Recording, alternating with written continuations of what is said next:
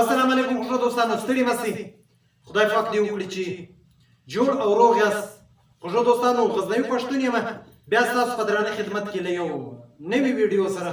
خوږو دوستانو، زه هر وخت کوشش کوم چې تاسو ته د یو شاعر یو تازه کلام، یو انتخاب کلام چې د هغه انتخاب زه وکړم، یو ښایسته کلام یې د هغه په کلامو کې هغه ستاسو ته در ورسوم د ویډیو په شکل.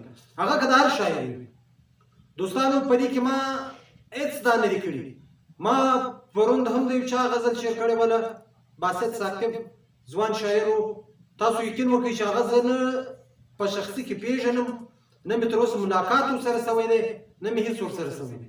خوږو دوستانو، خبره داسې ده چې هر هغه کلام چې زما خوښ شي، او کلام یې ما د سوشل میډیا د لارې راخیستی، د فیسبوک څخه مې راخیستی، د هر هغه شاعر کلام چې زما خوښ شي هغه زه وایم، هغه چرڅو.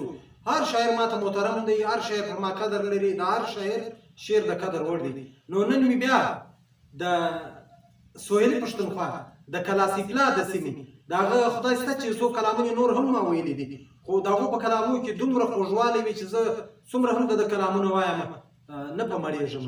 هو دوستانو، د امیر محمد لیکوال، تاسو بیا له نامه سره بلد یاست، د امیر محمد لیکوال صاحب مې نن بیا یو غزل راخیستې ده، ستاسو په درانه حضور کې وړاندې کوم. دوستانو، ستاسو توجه غواړم.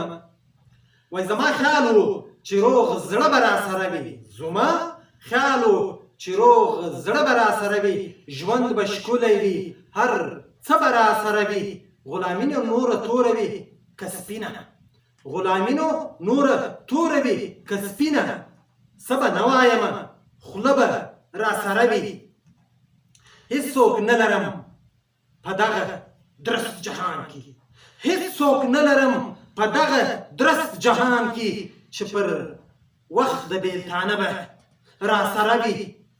د جانان دیدن ته ځمه وارخطا یم، د جانان دیدن ته ځمه وارخطا یم، داسې څوک شته چې تر وره به راسره وي. او ما ویل زه به د ژوندون په چارو پوه یم، ما ویل زه به د ژوندون په چارو پوه یم، ښه اعصاب قوي مازغه به راسره وي، او زه لیکوال یې د خلوص په ټول تلمه، زه لیکوال یې د خلوص په ټول تلمه، څوک چې ښه وخیزي ښه به راسره وي، او زما خیال و چې روغ زړه به راسره وي، زما خیال و چې روغ زړه به راسره وي، ژوند به ښکلی وي، هر څه به راسره وي، او زه لیکوال یې د خلوص په ټول تلمه، زه لیکوال یې د خلوص په ټول تلمه، څوک چې ښه وخیزي ښه به راسره وي. خوږو دوستانو، تر راتلونکي ویډیو مې پر لوی او بخښونکي خدای سپارم. په مخ هم ښه ژوندي اوسئ.